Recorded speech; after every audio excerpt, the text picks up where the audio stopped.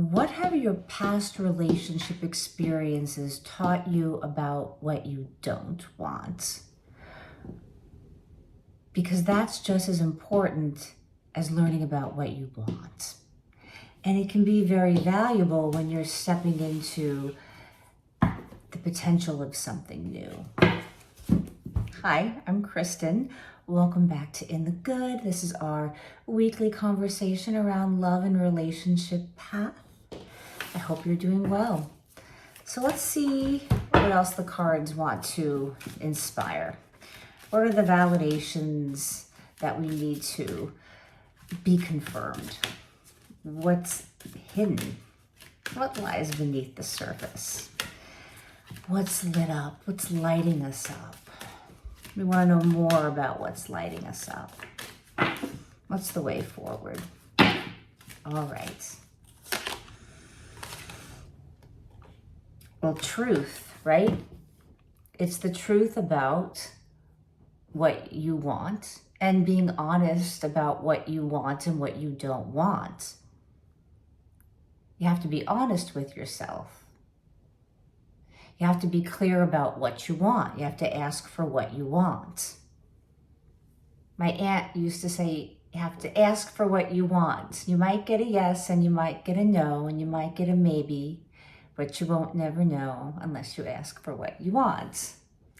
And the answer that we get back, although it may not be exactly what we want to hear at the time, is important. I think just even the step of asking for what you want, because sometimes when we're asking for what we want, we're acknowledging what we don't want as valid and important. Like maybe you don't want someone that's not going to communicate with you, a certain way or a certain amount of time during the week. And and I'm not saying every single day, all day, but you'd like to hear from, it's a new relationship, you'd like to hear from them a couple of times a week as an example. And, you're kind of getting, maybe kickback from it or something like that. And you have to be okay with, this is what I really need and want.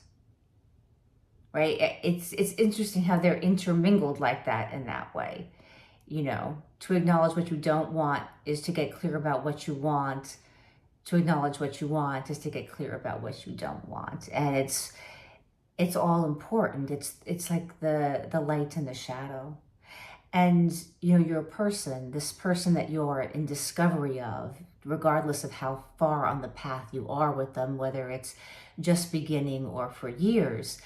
We always constantly evolve. And even in our relationships, regardless of how new or not new they are, everything that we go through, every experience is part of our personal growth. And it's part of their personal growth. The thing is that, we can't control their personal growth, or we can't make them do certain work. We have to acknowledge a person's truth in that present moment for who they are and meet them there, right? Just like you want to feel acknowledged for who you are and to be met there. A guy said to me, I'd asked for something that I really needed, and it really wasn't a big thing, but he came back with his side of it.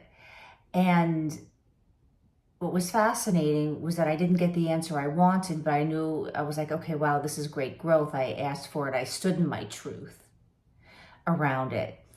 And then it's interesting because he kind of came back around to it on his own. And I think it was because when he came back with how he felt about what I asked for, what I wanted, I kind of just said, okay, I guess then that's where it is. And, there wasn't any, anger or frustration. I mean, there was nothing in the relationship that was bad or anything bad that had happened. But it's almost like you can create space by just accepting the reality of a situation, accepting the personal truth of that moment, knowing that someone's truth can evolve through their experience with you and you with them. You know, there's something here about the heart and tapping into the heart. I feel like you have tapped into someone's heart. There's, you know, the heart, and then there's the third eye. So I feel like there has been an intuitive opening. Someone has tapped into, or you have tapped someone into, really how to be able to feel what their body wants and to what feels safe in their body. Perhaps they feel safe in their body with you. They feel calm, content, safe, comforted. Perhaps I think that you feel that way with each other.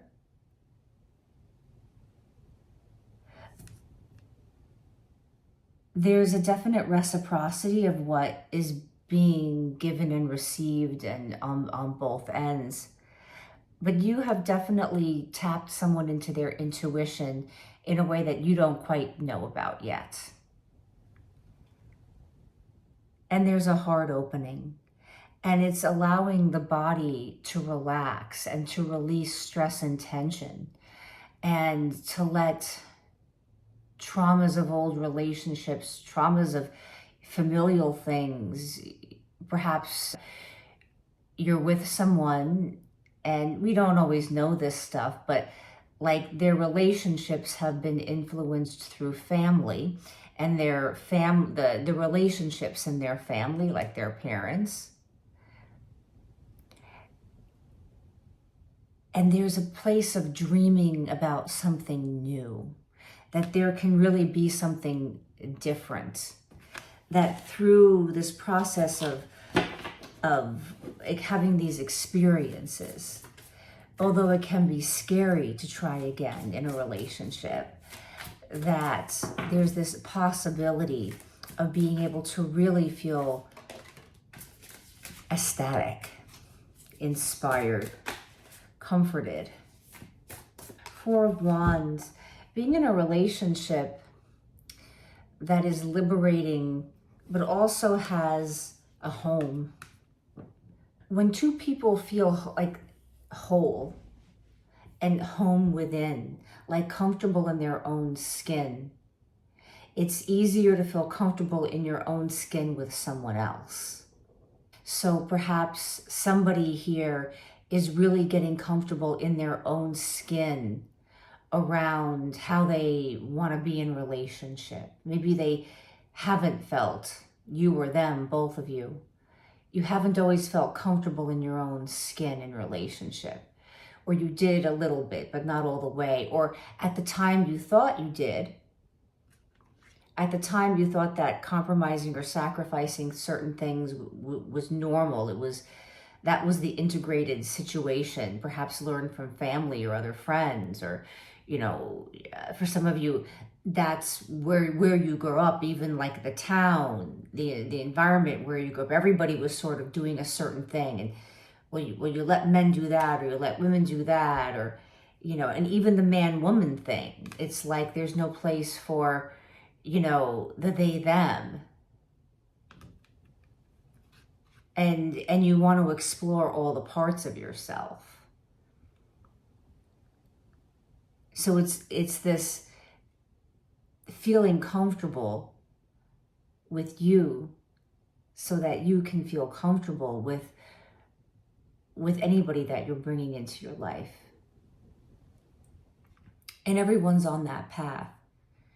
And again, you know, if you're on a journey with someone who is going through this as well, you may not know at this moment exactly where they are with it. There feels like there's a distance, perhaps a distance with them, perhaps, you know, where they live and it's not close, or there's a bit of an emotional distance, or perhaps this is a little bit of an on again, off again, or you're dating but not 100% consistent.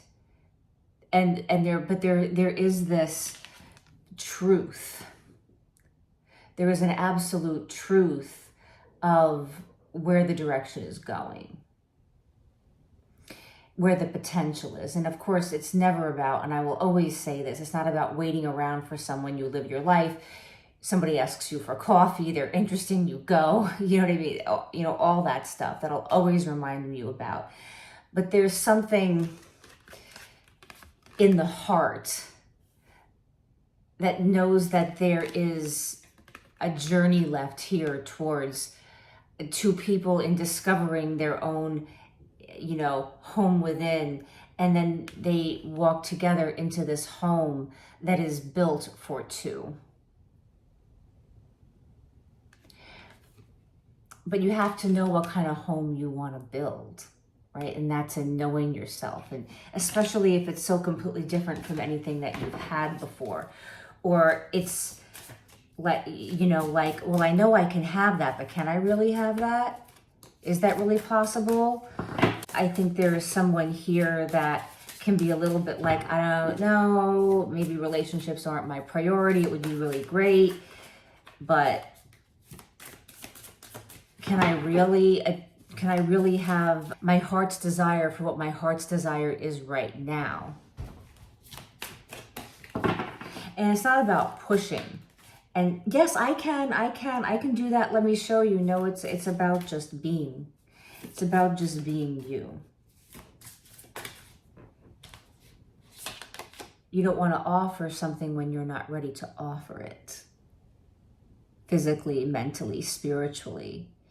And taking your time, having the journey together, letting things be on pause when they're on pause without any resistance to it, allows for more space, you know, in your heart, in your mind, in your life, so that you can keep doing the personal transformations, the personal growth, the things that help you continue to get clear. It's almost like, yeah, thank you for that experience that maybe wasn't 100%, you know what I mean? Maybe I'm not getting exactly what I want right now, but boy, I've really learned something really, really valuable about me. And sometimes it can be really just about practicing. And again, just because you don't get an answer right away doesn't mean that you have to completely shut a door, as long as you're living your life, because you don't know the ebb and the flow of things. Anything can really happen because people are ever changing. With the moon, there's this deep intuition. There's this very like fortuitous oracle-like. Okay, now I'm hearing Strangers in the Night. That's that old song. It's like a magnetic pull towards a certain person.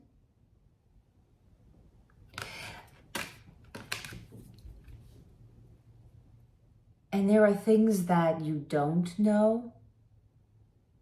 And there are things that are private and you haven't shared. So think about, you know, sometimes we get very like, oh, we don't know this or that, or they're not telling us. And we have to think, well, you know, you have your stuff too that's private. And again, it's about boundaries and healthy boundaries, fluid boundaries.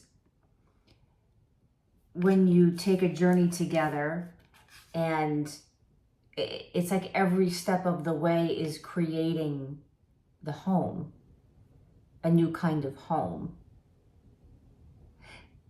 I'm hearing that, and in the home, there is a room where you get to be alone and they get to be alone when you need to be alone. And then, but there's so much space for togetherness and the weaving of interests and, you know, living life and like being in a room, you know, alone and quiet with someone, and yet the air and the vibration is completely full of, you know, the chemistry between the two of you. It's like the talking without talking.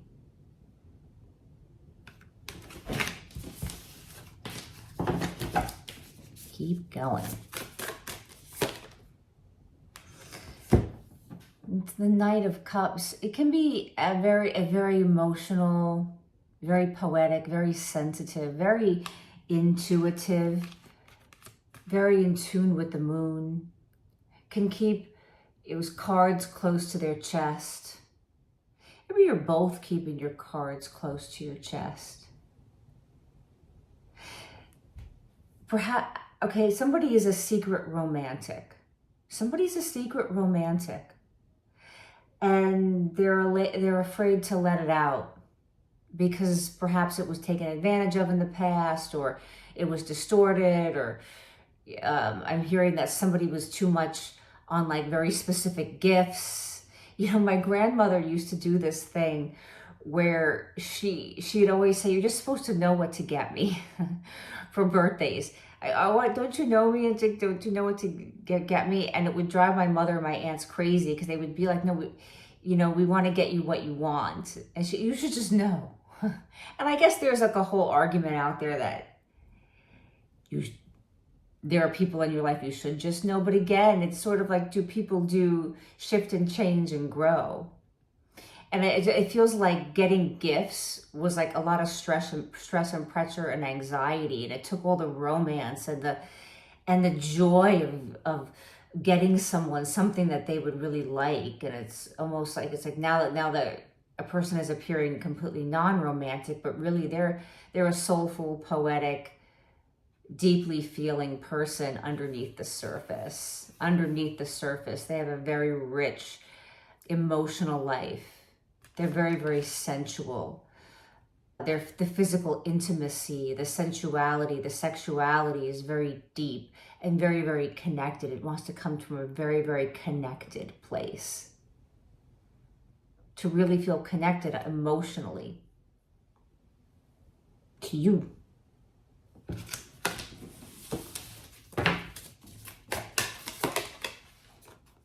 And the Page of Cups. So the Knight of Cups and the Page of Cups. So this is the offering.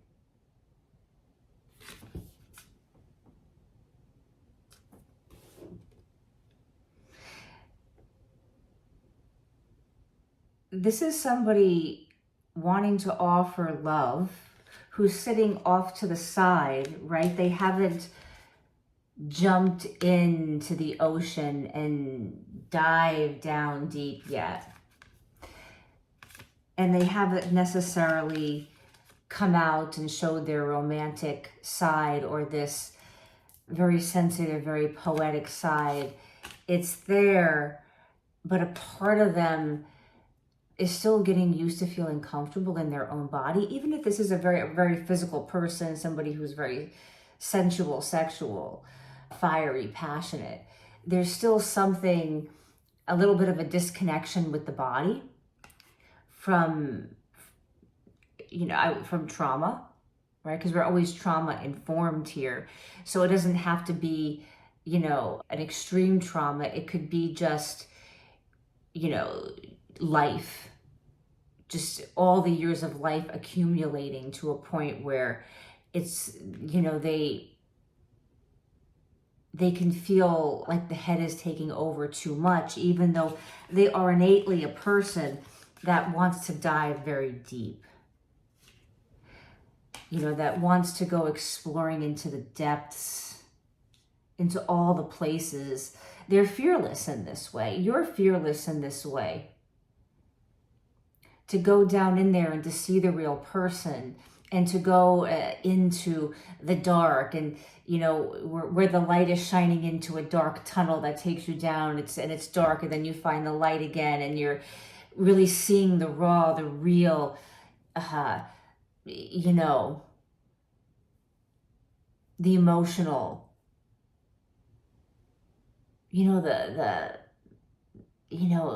that really kind of, where a person can really get down to the depths of who they really are.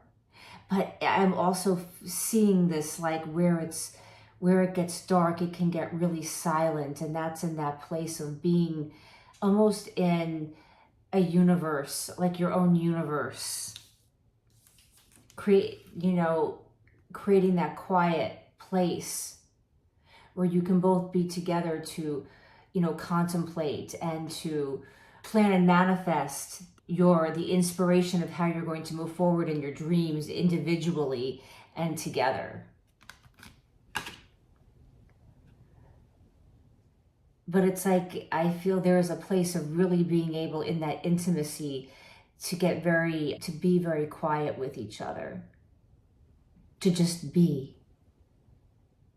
And I think there's going to be a time coming up where you're out at night and perhaps either you're in nature or you're looking up at the sky, or it's private and it's dark, it's night, it's private. Perhaps it's during a full moon, perhaps the next full moon or the full moon after that, sometime in the next full moon or two.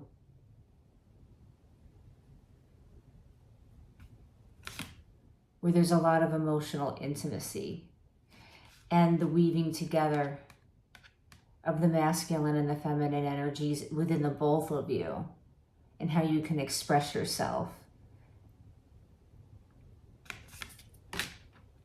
Very sensual moments, very romantic, very in the body, very, very present with each other. I will leave it at that. Thank you so much for being here with me today.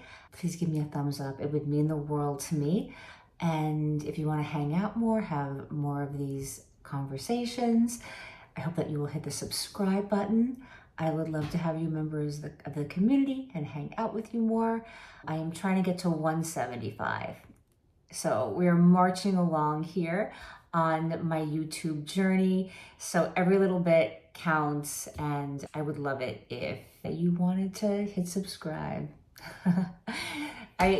Please join me for the energy updates once a week. I do romance and relationship on Fridays, career path on Wednesdays. Please let me know if there are other kinds of topics you would like me to look into. I love doing these readings for you. I love sharing them with you. I love seeing what's coming up in the collective. These are all about shining a light on how alike we are, how alike we can be, how much we have in common. And although we are individuals who are unique, we are also a collective of people and a community of understanding souls who are here for each other. So I hope that you will come back often. Mwah. Bye.